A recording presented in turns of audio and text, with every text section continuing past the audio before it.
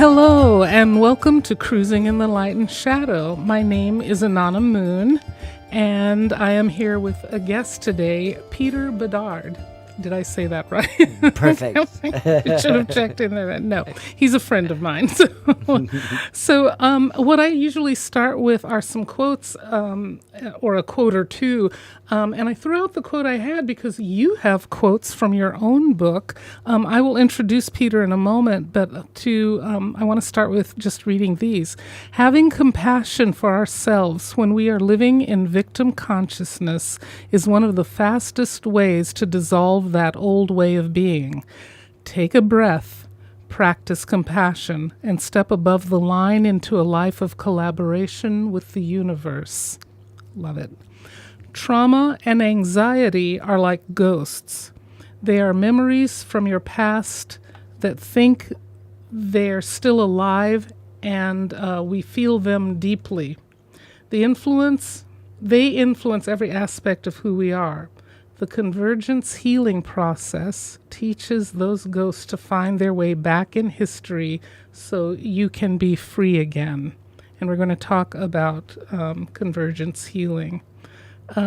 Two other quotes. One is, pain is a gift waiting to push you into something greater. And the last one is a Rumi quote, the cure for the pain is in the pain. So do you have an idea of what we're talking about today, other than talking to Peter about his work? But it's for all of you and all of the things we're going through today. But I also I have a brief bio here that I wanted to read. After a near-death experience, Peter Bedard was facing the greatest challenge of all, living a life in severe physical, emotional, and spiritual pain. The former dancer soon discovered that the anger and frustration he felt because of his injuries were not only keeping him in pain, but were waiting to teach him the greatest gifts of his life. He is now a celebrated author, consultant, international speaker, and healer who helps thousands of people globally to live a life full of potential while integrating the lessons of pain into balanced living. I also wanted to share this part. Peter is a consultant at the Huberman Lab at Stanford University, and he has an MA in consciousness studies.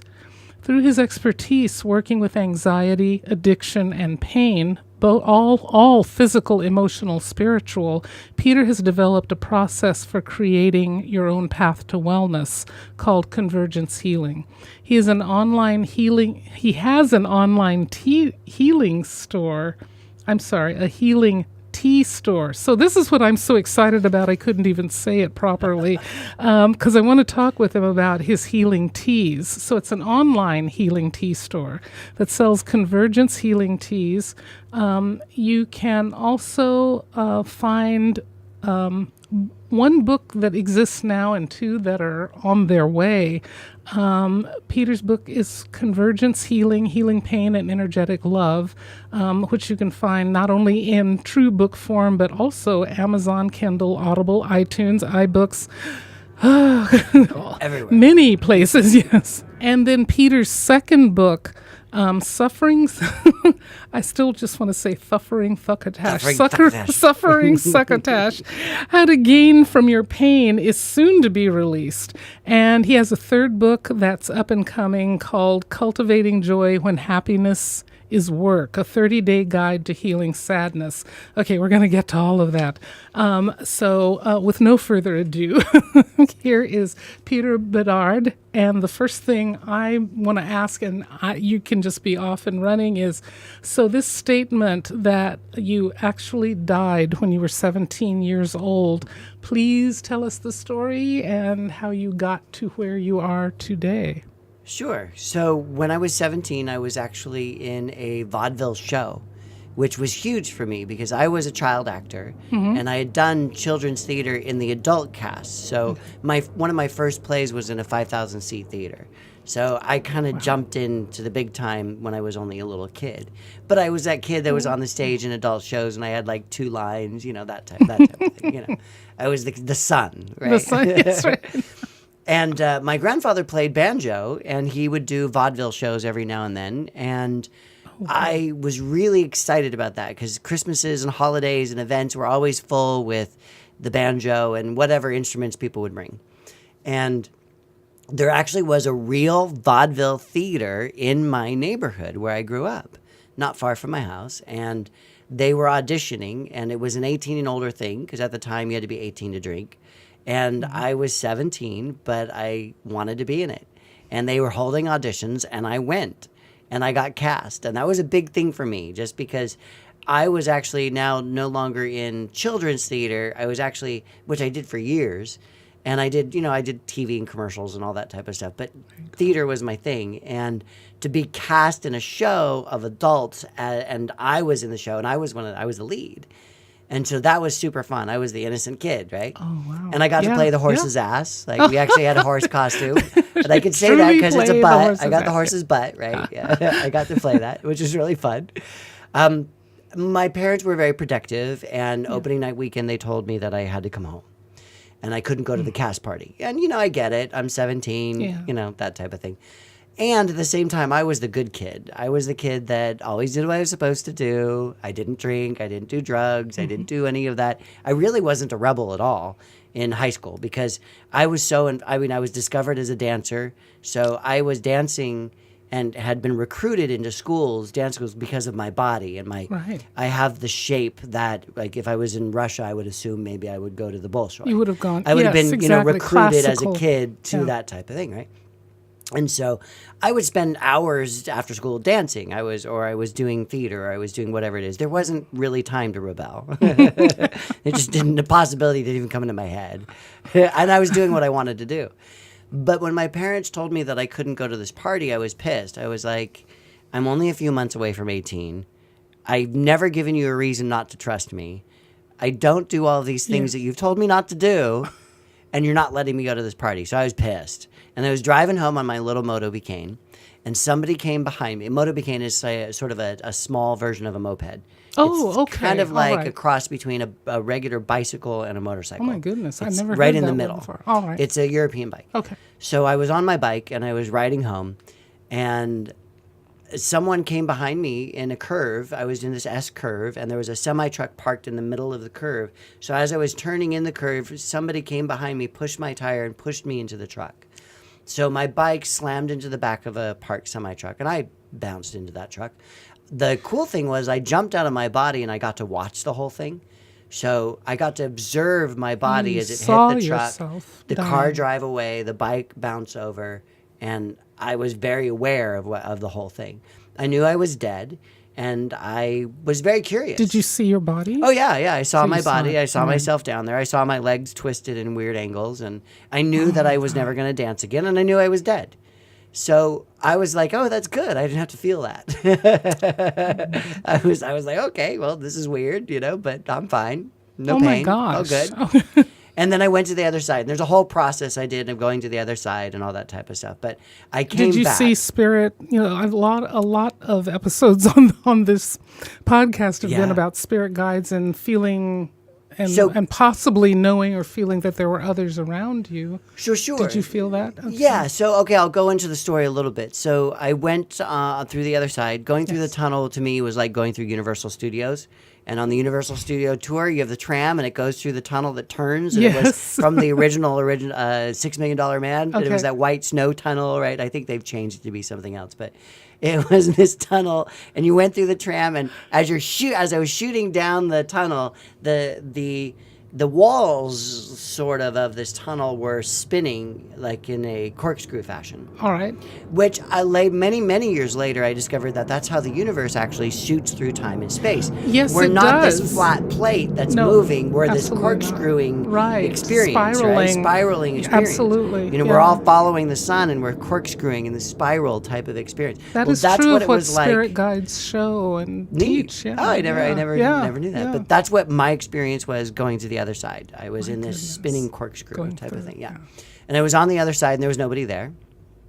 And so there was no preparation. And I was as blissed out as I could possibly imagine.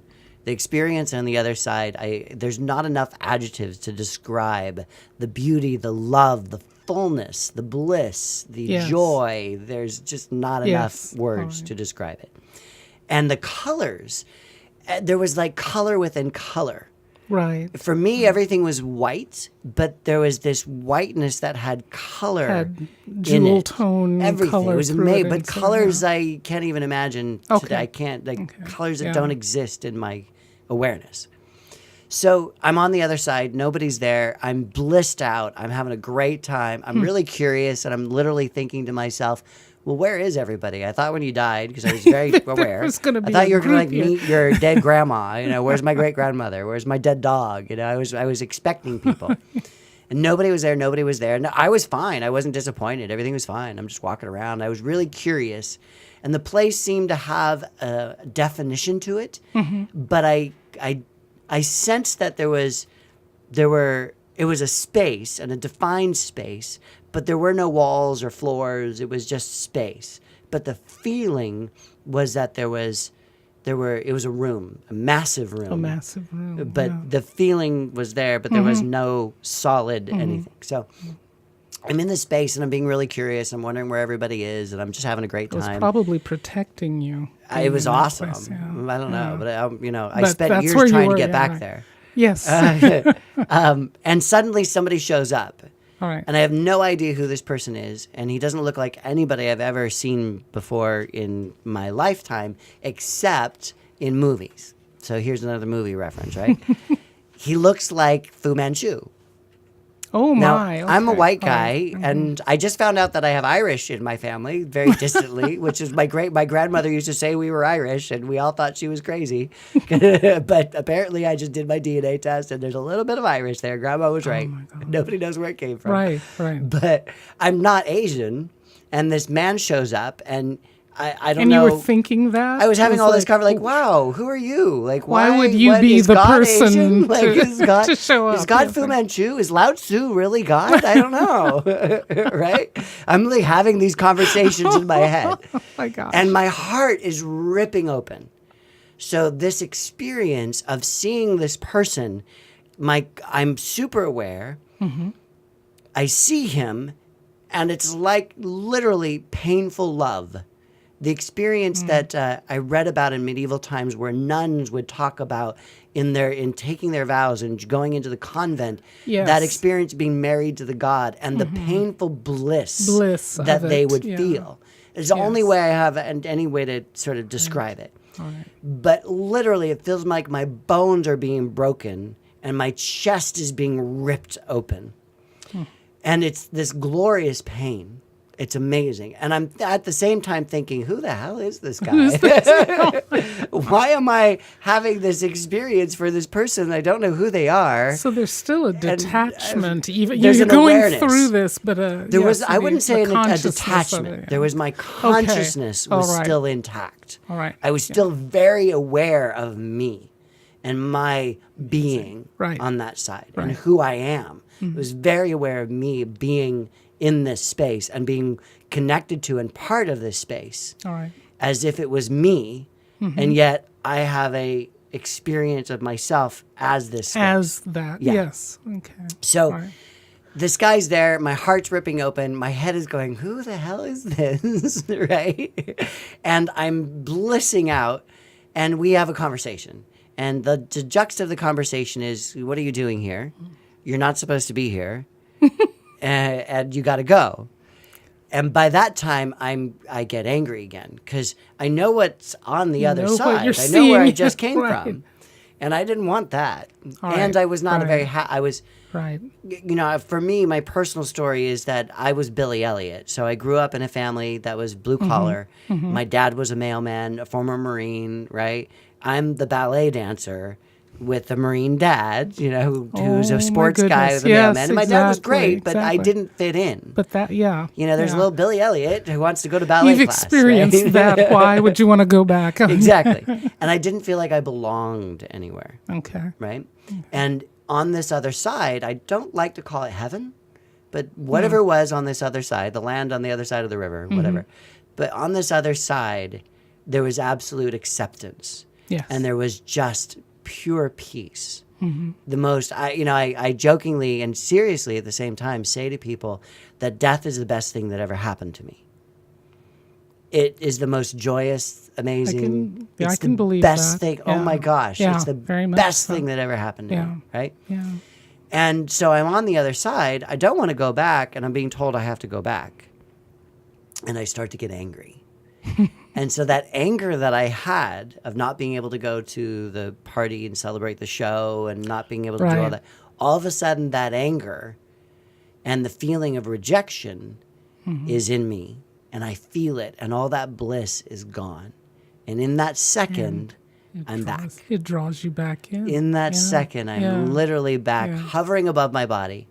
And I see the semi-truck. I see Oh, the my. paramedics or the EMTs, whoever they were.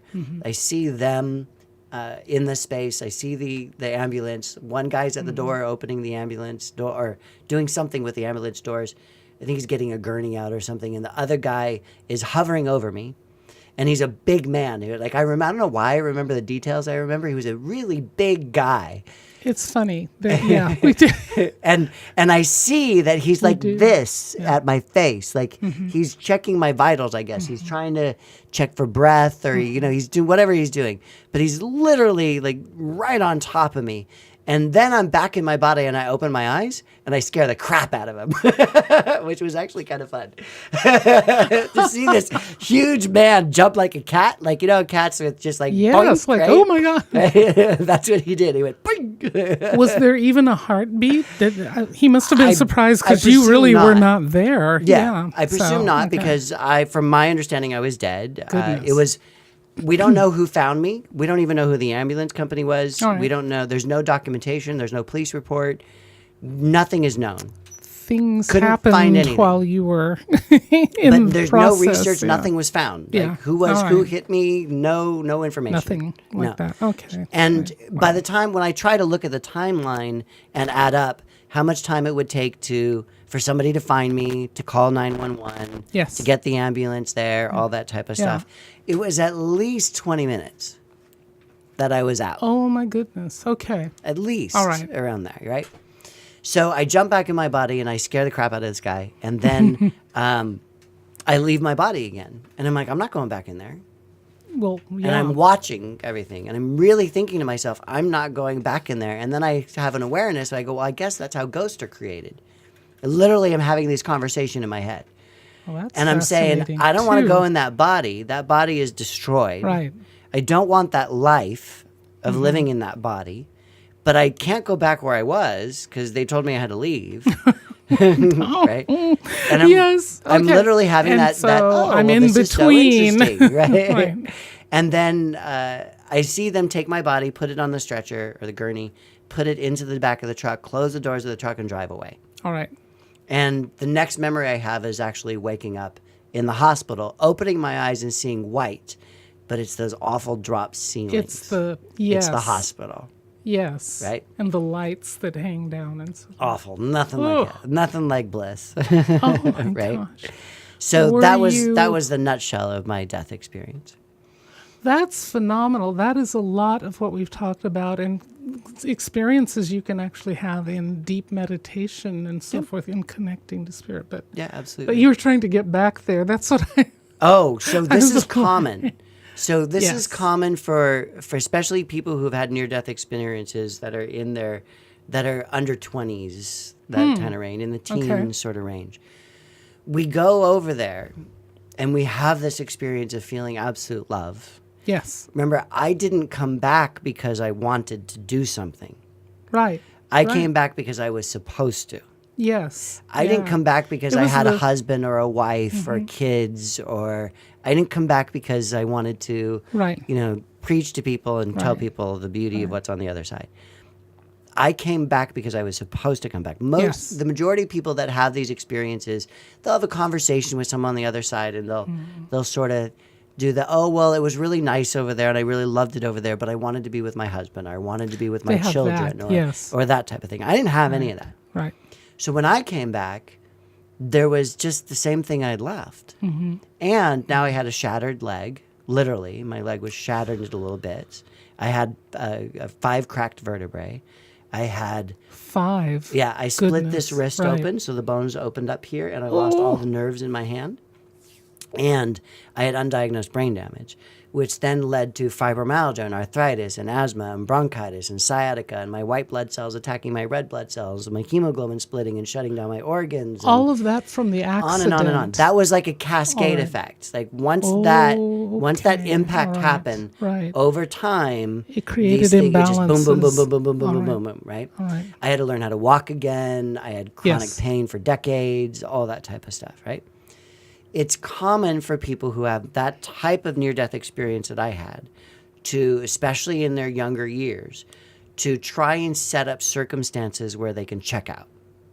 Sure. So it's not that they're actively committing suicide. They just don't want to be here anymore. Right. Exactly. Right. I understand. So the draw to the other side was really strong for me. Right. The draw was super strong for me. Even to this day, I say, God, whatever you are up there, Fu Manchu. Whenever you're ready. Like I'm ready. I have just. I would love to be able to say, hey, give me 20 minutes to say goodbye to everybody. But if I didn't have that, it'd be okay. Yeah, because man, that other side is spectacular. 5-star. It's in yoga texts and so forth that your last thoughts will take you to your destination. And I'm hearing anger came in and so forth, which meant there were things you were having to deal with here. Right. So it drew you back but my 17-year-old mind? Oh, no, you wouldn't know. You wouldn't know. Right. There wasn't I just a want lot to be there. Yeah, there wasn't a lot of awareness around that. Not at all. So so from there, how did you get to here? So I had to heal myself. So the Western medical doctors were amazing at putting my bones back together. Yes. Right? Yes. They unfortunately took out all my cartilage and they put my bones back together, which was awesome. They actually flew in all these surgeons from the NFL. My injury was very unique because the injury was in the back of the knee. The front of my knee, the kneecap, was actually fully intact. But the back and where the bones come together, the kneecaps here, right? Yes. This part, this and this were just exploded. Okay. So those end parts were just little bits. And they had to mostly glue them back together. It was like a puzzle, they described it to me. And they have yep. It was an experiment. It was a cutting edge surgery. I was going to say it must be experimental. Literally 14 surgeons that they had flown in to actually do the surgery. They delayed the surgery by a couple of weeks. They, to get everybody here and to do that. And I have a few pins, so I do have metal in my leg, which I wish I didn't. But the leg has done really well. Unfortunately, they took out the cartilage. Because I don't even notice. Right. In your I have walking, my bad that days. Every now and then I have a bad day. I suppose so. But the pain is I'm a walking miracle. All right. Yeah. The doctors told me, one doctor told me that I would never be able to walk again. And if I can, I'm going to have my leg replaced by the time I was 40. Well, I'm happy to say I'm behind. I know I don't look like it, but I'm past 40. You are past 40. Okay, all right. Significantly past 40. Take your word for it. Right? And I proved them wrong. Yes. And I had to figure out a few things. All right. So I had to figure out how, because I had bone-on-bone contact, and how am I going to get away with how, that's knee replacement surgery, right? Right. So I grew all my cartilage back. According to Western medical doctors, that's not possible. Thank you. I thought by Western medicine standards, that's not possible. But yet, I did that with... I did it with the professional sports division of UCLA. Oh. So... most doctors will poo-poo it. What I did, it's called Prolotherapy. Prolotherapy, all right. And I grew all my cartilage back, right? So the arthritis got to heal, all that type of stuff, right? So I was able to really heal my body. I do know you can heal from arthritis. I have. Yep. I have. Yep. Yes. I still have issues. I mean, I'm not here to say that you're never going to have pain again. Right. And arthritis can come back and in different ways and so forth. So, whatever it is. But I'm not inviting that. But right. We're going to keep it away. Thank you. But I was able to heal myself of all kinds of things that the doctors told me couldn't be healed. They were amazing at putting my bones back together. Outside of that, they just offered me a lot of pharmaceuticals, lots of drugs, and they offered me a lot of surgeries. Well, we could do this surgery and this might help. And Because I that's didn't what they want have. might That's help. all they I mean, it's not that it's all they have, but Well, it pretty much because is all they people are have. very grateful for it, but Which is but they only great. yes. And right, it like was right. super effective. Fibromyalgia though?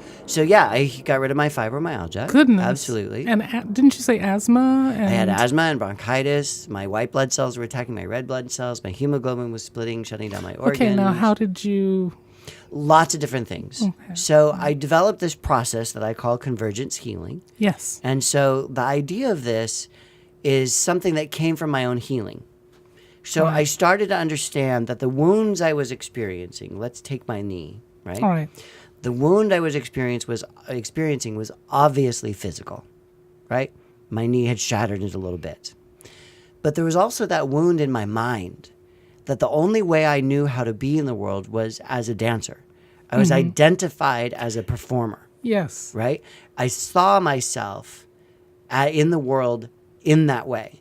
I was just about to go into my auditions for the big schools and for Broadway shows and do that type of thing. Oh, I I had no bet. idea where life was going to lead me, but that's where I saw myself. And I had this gift where I was assistant teaching within the first year of being in class, actually formally trained. So I understood life. It was my voice. It was how I knew how to express myself in life. Finding that as a kid was huge because I didn't have a voice as Billy Elliot until Right. I found that. Right. So that was taken away from me. So the healing had to be in my mind. It had to be how I perceived myself, who I thought I was in the world, right? Which Yes. had been taken away. Yes. Right? It also had to be healed in my heart because this passion, this love that I had was now an impossibility, Yes. right? All right. So who was I anymore? What was I supposed to do? What was my life goodness, purpose? that had to be redefined. How am I even supposed to exist in the Yes. world, right? So I started to look at my own injuries and go, oh, so these injuries are physical, they're mental in my thoughts, and they're in my heart, they're in my spirit. It's broken. It's broken into little pieces smaller than the shattered bones. Then the knee, yes, Yeah, right. And I started to discover that my heart, the pain in my heart was far more painful than the pain in my knee.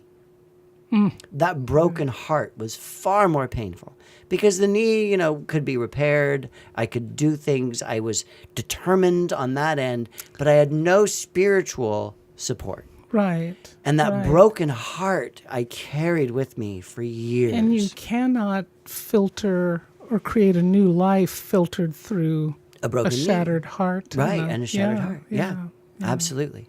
So I started to look at that and I started to think, well, I need to heal my heart. I need to heal my obsessive mind that's just in fear, who doesn't know where I'm supposed to go, what I'm supposed to do, how to survive. Boy, do we want to hear how you do that. Right? Yes. And so I started to actually look at those parts. And that's why I created my practice. I titled it Convergence Healing, because it's really a coming together of these different experiences. And I started to talk to the parts of me that were suffering, because I recognized that I was talking to them anyway, but I was talking to them abusively. I see. And I don't want to say this to you, but part of what I do is I invite the part to show and take on a shape. All right. To take on a form, right? So that, because when it's pain or fear or depression or anxiety or whatever it is, we get hijacked. And I once had a neuroscientist tell me that these experiences of overwhelm kind of blanket the brain. And they become this sort of blanket over the brain. yes, So right. I can't, it's too big. I can't For one do person anything to with conceive this. It's of this giant doing thing. anything with that. All right. Right? Yeah. It's yeah. kind of like how I look at God, too, where it's too big. Right. We have to give it a gender, right? Right, We have to something. give it a name. We have to give it some way to look at it. Right. A set of personality traits or whatever. Yeah. Exactly. Yeah. And then we can understand God. All right. Well, I started to recognize that my pain was the same way. That pain was so overwhelming, I couldn't comprehend it. I didn't know what to do with it. Right? Right. So I started to actually give my pain a shape. It was with me all the time. It was 24/7. It was my invisible friend that nobody could see, but man, that pain was present in my life. I felt it. And so I started to give it a name and a shape. So I always, for whatever reason, Bob's always the name that comes up for me. So there's Bob, my pain. Do you feel that made it smaller? My brain, or and the interesting. All right. Yeah, my brain was able to comprehend it. All right. Right? So my brain was able to comprehend Right. this experience. So now suddenly it wasn't this big overwhelming thing. It was actually Bob that just walked into the room. Right? My leg just Right. gave out, oh, there's Bob. Right. Right? Okay, I can relate with Bob. Right. But my conversation with Bob wasn't very nice. Okay. My conversation with Bob with the pain on that subconscious level was, I hate you. I don't want to say that to you. I hate you. I can't stand you. I wish you'd go away. I'm embarrassed of you. I'm ashamed of you. How could you do this to me, right? Okay. I want to cut you out. I want to throw you away. I want to drug you. I'm making you wrong and bad. I wish you would just get out of my life. Okay. Now, So you if could you were my filter- Bob, Yes, right. would you like the way I'm speaking to you? No. And how would you respond to me? I actually might make myself more present. I would. I'd be like, I can't, I don't want to do. Wait I'd a be like, minute. I'd flip I you have the bird, things to say to you. Hold on. You don't understand me. and I might cause you more pain. Yes, exactly. Right? Yeah. Knock you down yeah. more. Are you going to pay Right. attention now? Yeah. Right.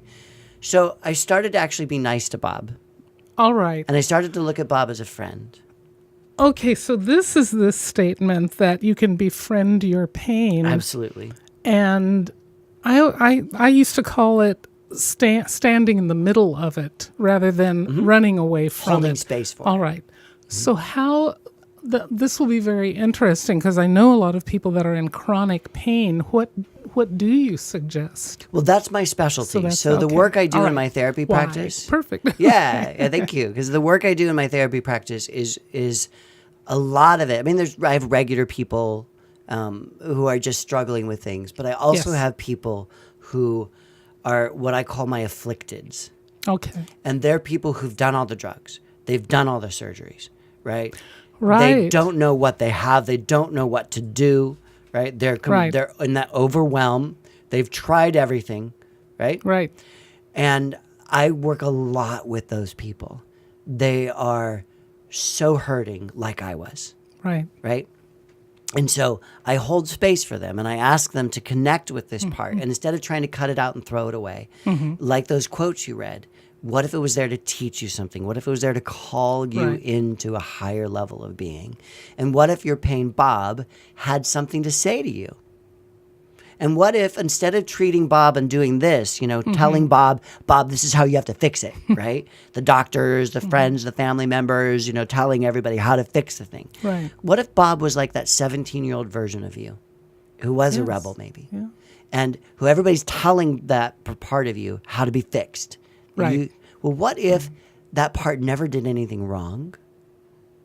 And what if we asked that part to actually give us how it wants to heal? Right? Beautiful. Instead of us telling it how to do it, whether it's the doctors or our friends or family members or even ourselves telling us, I have to lose weight and have to diet and exercise and I'm going to make you do this, Bob. Well, what if we actually go to Bob for the solution? Incredible. So if you go to Bob Yes. and you start talking to Bob and you develop a relationship with Bob that's kind, that's friendly, that's I love you, Bob. Because Bob is hurting. Instead of giving Bob more suffering, actually say thank you and I love you, right? And you're hurting. What can I do to help? Wouldn't you do that for a friend who came to you who's hurting? Definitely. And Wouldn't that's you a say, what can very I do? different experience. then. Exactly. Yeah. Yeah. And so immediately the pain starts to drop down. Oh goodness! And Immediately. you stop blaming Bob for everything. You're not living below the line. Right. Right? You're no longer in victim consciousness. Right. You're stepping out differently into the world. And Bob gets to say, hey, I can do it this way. And you ask Bob 3 questions. So those of you who are watching this, right? To ask your pain, what can I do to help you heal physically? Yes. Through me, as me, what can I physically do that's going to bring about your healing? Right. The same question in the mind, because that wound's in the mind. What can I do in your thoughts and the way you think? How can we think ourselves into our healing? Because the way I've been thinking, catastrophizing, prophesizing, right, is not helping, It's not doing it. right? Of spinning Right. obsessive thoughts, Right. not helping. Right. What do I need to do on that spirit level, Bob, on that heart level? What can I do to help you feel better, to help you heal. And that's part of the recipe that we create as this process of this coming together, this convergence. And we start to do these things in our lives, and people start to heal. And then we start to say to Bob, well, Bob, do you need a certain type of therapist or practitioner or healer? What do you need? So we can show Bob, like somebody, hey, Bob, a friend of mine said, referred somebody to me. What do you think about this? Will this work for you, Bob? Right?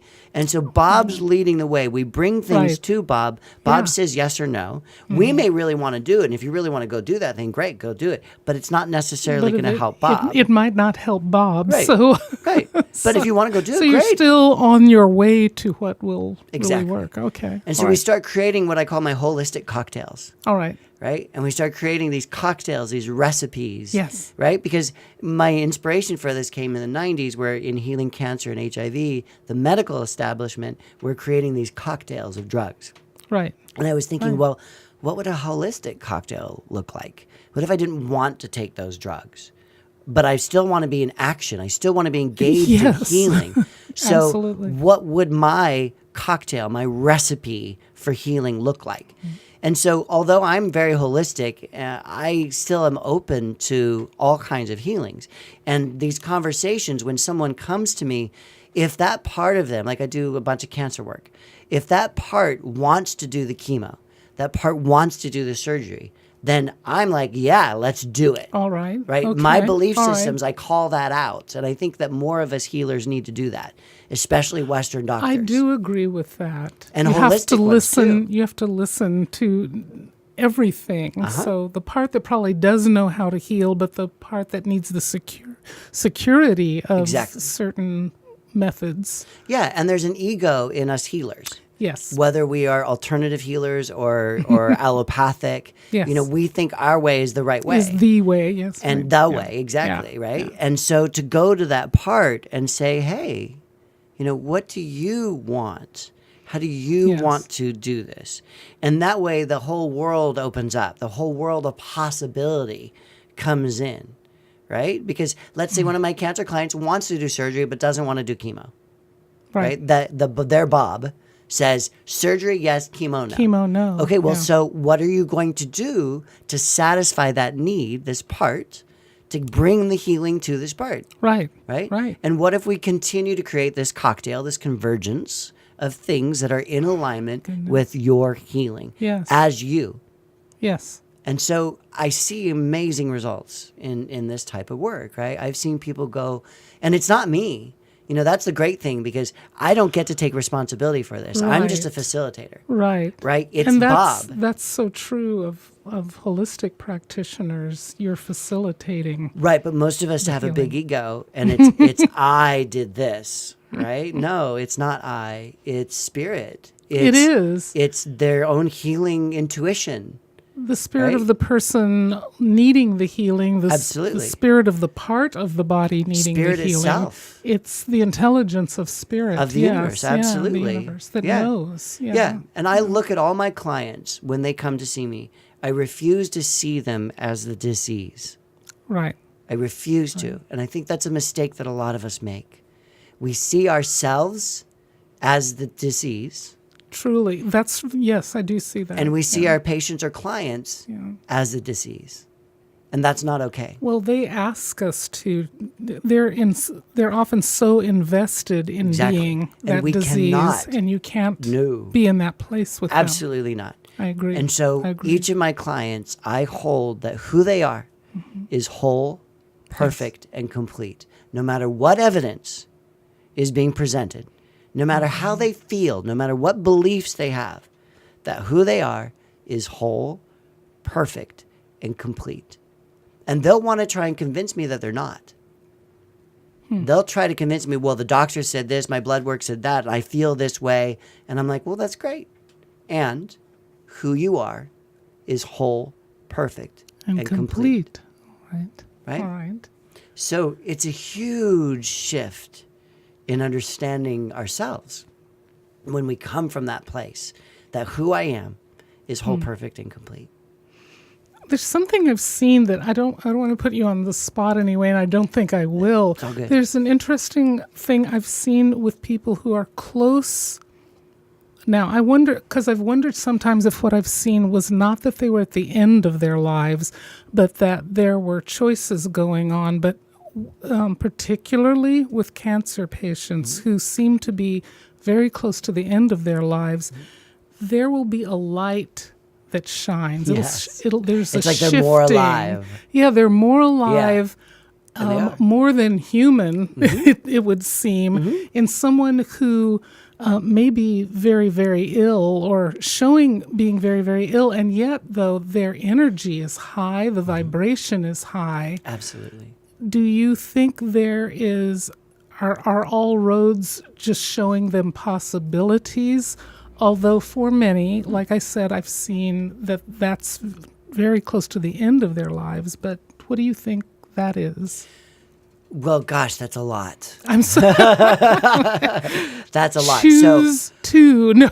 Yeah, my mind is even spinning. So I know that as my life has or what you've continued, seen from what I've Sure. said, perhaps. That's it. So I know as my life has gone on since this experience, right, Yes. that there's been times where I could have left.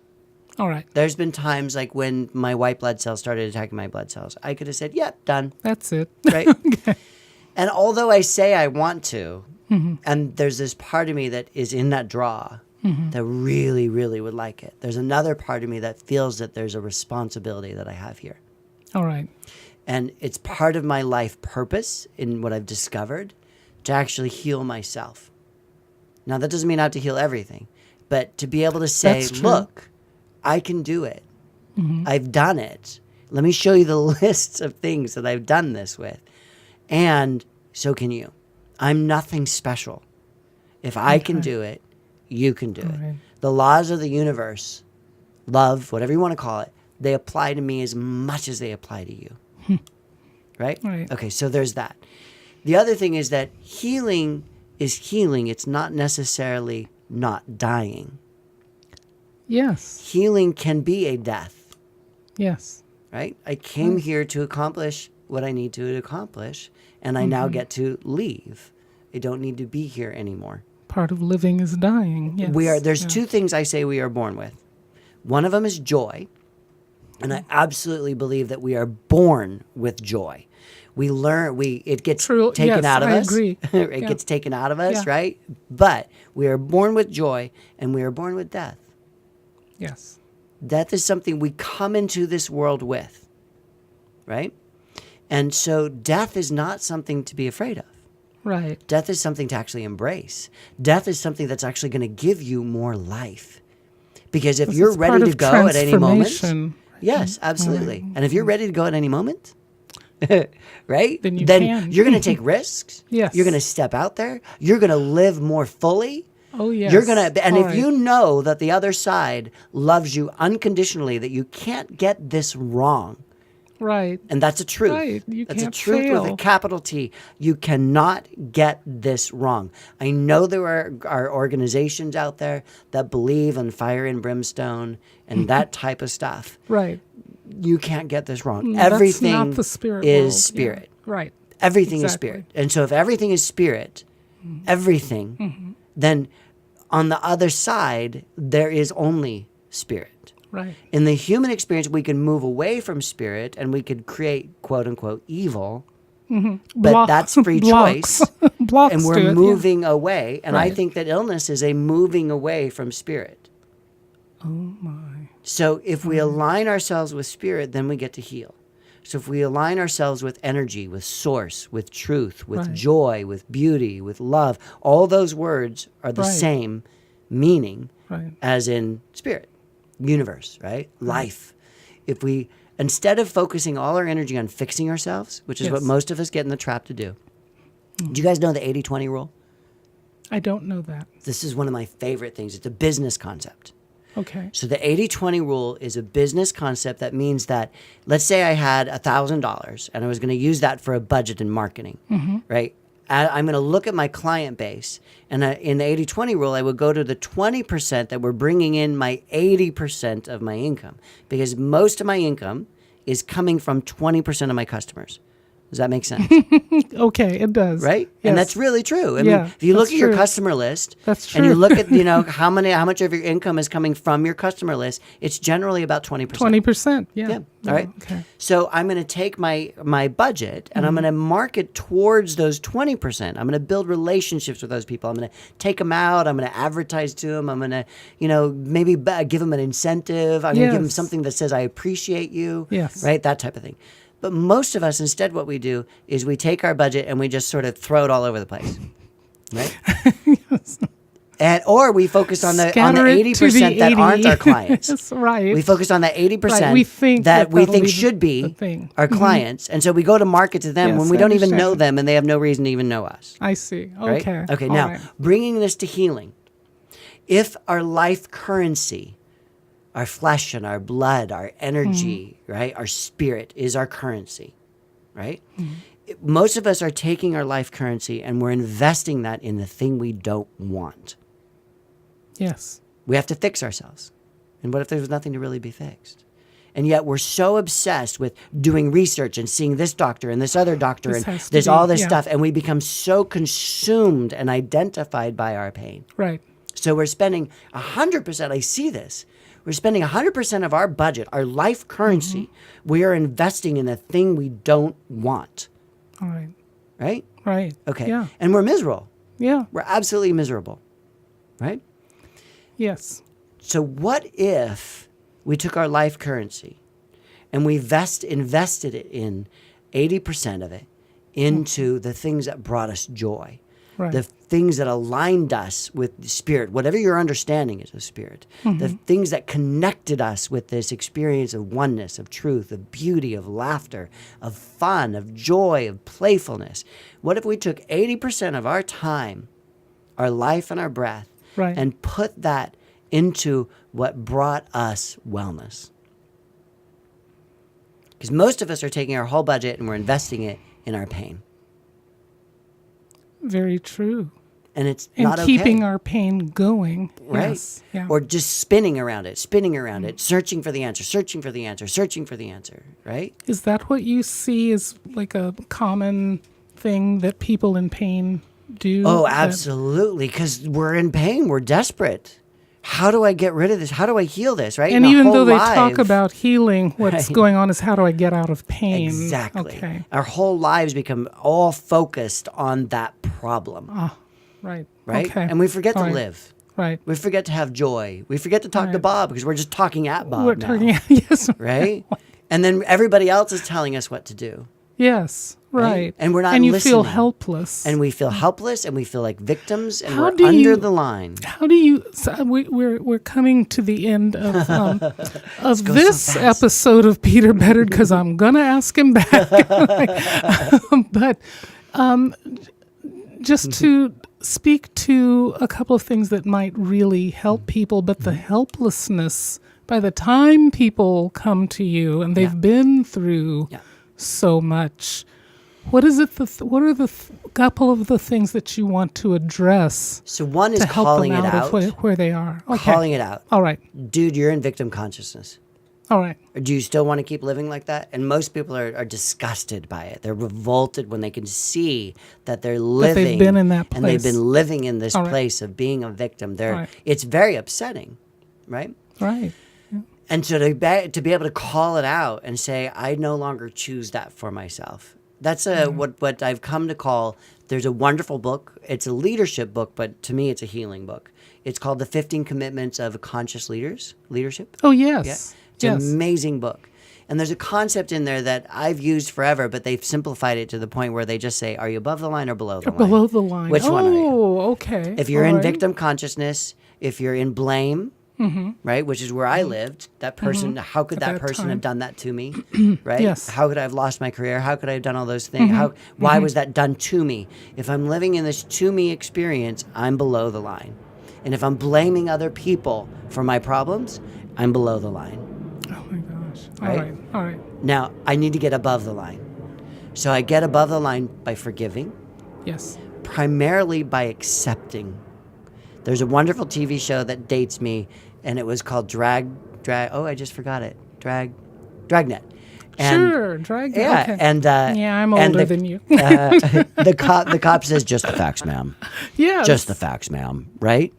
When we go into that experience Oh, of my what are goodness. the All right. actual Yes. facts, Yes. not the stories that I tell Not myself, the story. not the Yes. feelings fact. that I spin out of with it. All right. What are the actual facts?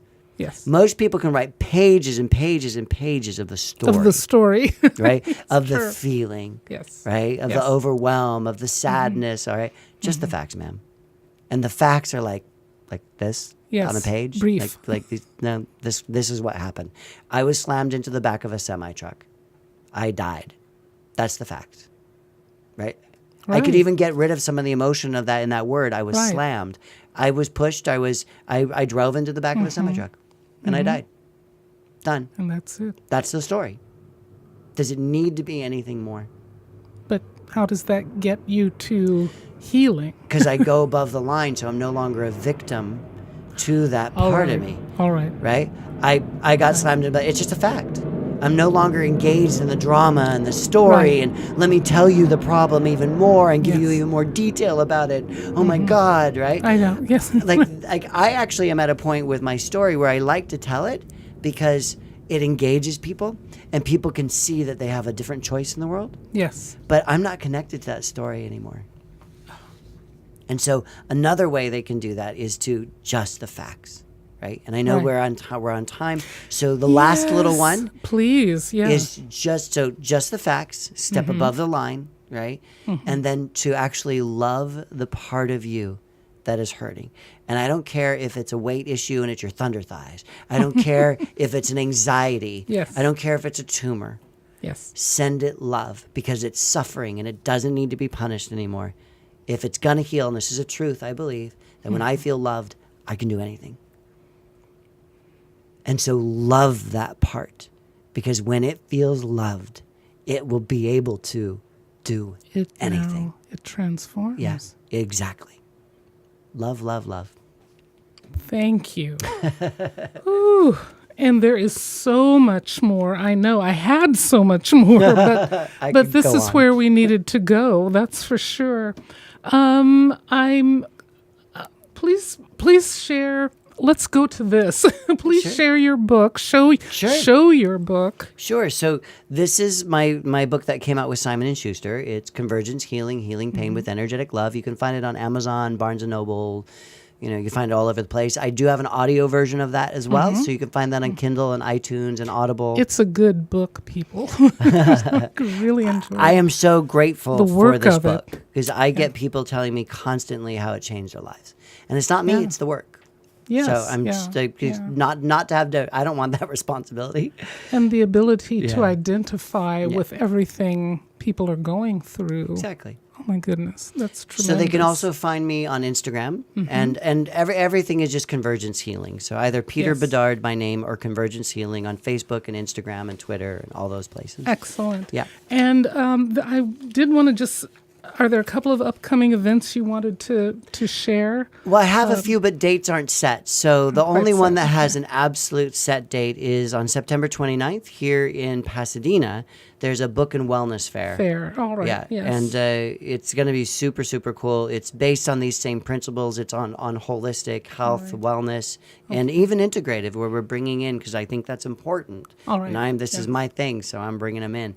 So I think it's important to bring the allopathic world into the holistic, spiritual world, because we need to work Great. together and not Great. be either or anymore. Can they find your events on your website? Yeah, then? they'll Is be that able to right? find them on convergencehealing.com or Convergence Healing Teas if they're interested in my teas. Yeah, and they're really pretty. These were in the Oscars gift bags, so they're packaged in these beautiful tins. Yeah, they're really lovely. Great. Okay. Yeah. He just gave me a couple of teas. I'll let you know. This is exciting. Thank you. I'm going to go ahead and do the tarot reading Yes, for you I too. love This tarot. is just pulling a card for the day. And I get a lot of Death and Tower cards, which are ooh, I let's love. just see I what love. you get. I get a lot of cups and the Tower. Gee, I wonder why. Okay. I would think major arcana too, but maybe if you're already on that path, you might not as much. So On that path, been on that path. Okay. Cool. All right. So you have choices here. Let's see. Let's sort of spread these All right, out who's a little calling to bit. me? Yeah. Let's see yeah, who's you calling draw. to me. This one right There there we is go. calling to me. There we go. Oh, well. There we go. Okay. Well, that's enough said. My goodness, you've gotten the High Priestess card, or in your case, the High Priest. But it's from my way of looking at things. There is masculine and feminine within us That's both. me.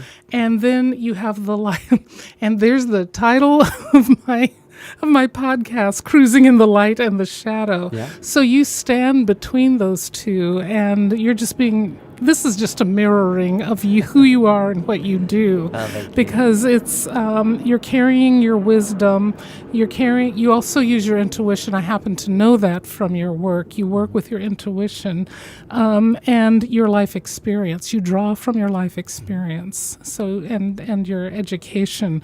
And she has that, and then there's water also. So the cups do get represented because of the moon that's sitting at the bottom, and it's from the flow of source or spirit traveling through the universe, and what you can take from it, what you scoop from it it. up. Yes, Yeah. right, exactly. And you are constantly challenging the mystery, which I've always been fascinated by the curtain behind the High Priestess, which is the mystery. It can be either her mystery, but it can also just be the mysteries of the universe, which really aren't mysteries at all. We are unveiling them all the time. Absolutely. And they're part of the process of our healing. To be So it's revealed. just showing, the card's just showing who you are, is basically it. Well, thank you. There you are. I'll take priestess. That's Wonderful. fine. Wonderful. I'm in the middle anyway. Oh, absolutely. A beautiful middle. All right. So one last thing I'm going to ask if you would share a reading or something either from your book, or if you had a meditation you wanted to share. I always like that Well, to we be had our talked closing. about a meditation, so Yeah. I have to stay on the mic. Let's do a meditation. All right. Since we've talked about this all, Beautiful. for those who are listening, and make sure you're in a safe place and you're in a place where you can stop and close your eyes. So if you will join me in just taking a nice deep breath.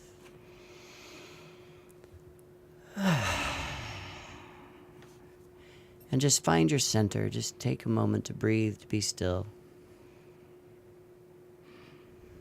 Wherever you are, whatever's going on around you, just notice all of those things and know that they're all conspiring for your goodness. That life is saying yes to you.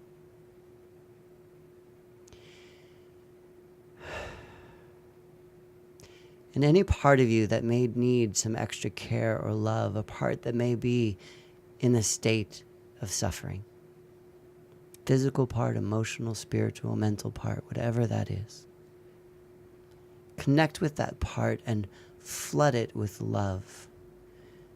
Love can be a kindness, a softness, a hug. Love can be the word, the vibration, the frequency, or the sound.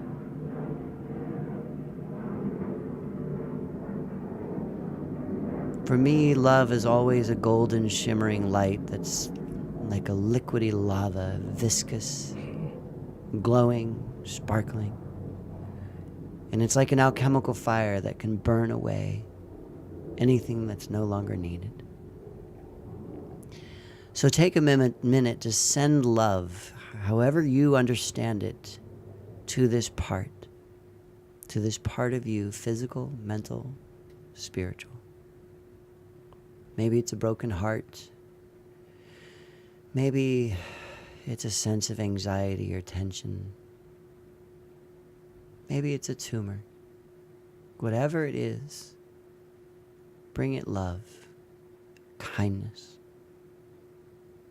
And start to develop a relationship with this part by giving it a name, letting it take on a shape. Maybe it takes on the shape of a black hole, or a bush of thorns, or maybe it's just a geometric shape. However it wants to show up, invite it to show up. And ask it its name, first name that pops into your head. And send that love once again to this part. Say thank you for carrying the burden that it's been carrying for you when you weren't able to carry it. Thank you, and I love you. I'm so sorry you're suffering. Forgive me if I've contributed to your pain in any way. I am willing to listen to your guidance in my healing. And as you initiate this conversation, know that this is an organic conversation that could be had in any moment. All you need to do is connect with the shape and the form. Send it love. And ask it those 3 important questions. What can I do physically to bring about your healing?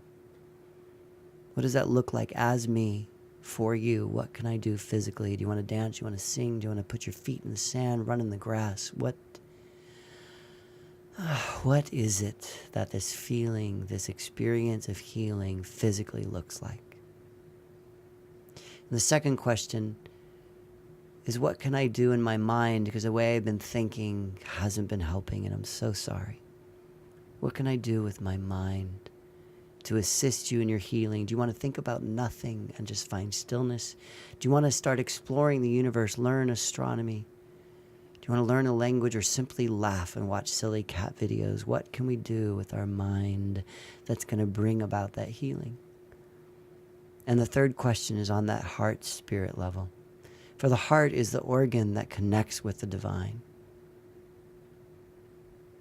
And so what can we do on that spirit-heart level to open up to that oneness, to that connection, to that sense of spirit?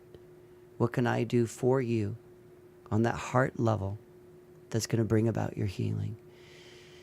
And just pause and listen. And the answers may come to you right away. They may be a flash, a vision, a picture, a knowing, a smell, or a sense. Or the answers may come to you over some time in your dreams tonight, as you're driving down the road, as you turn on the radio. Let the universe and let these parts speak to you in any way so that you can know their guidance. Thank this part, make a deal with it, shake its hand, and say, thank you, I love you, I'm so sorry, forgive me. Let's do this.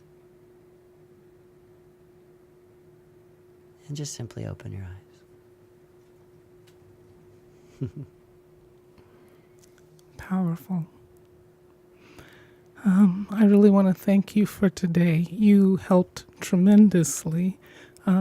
So thank you, Peter Bedard. I want to thank Paul Preston, our sound engineer. Thank you to Kevin MacLeod for the music, and to Allison Werner, my friend and social media consultant. And to all the listeners, thank you. Keep cruising in your light and your shadows. And please join me in the next couple of weeks. And for now, Om Shanti. Peace out. Yes, there you go. Absolutely.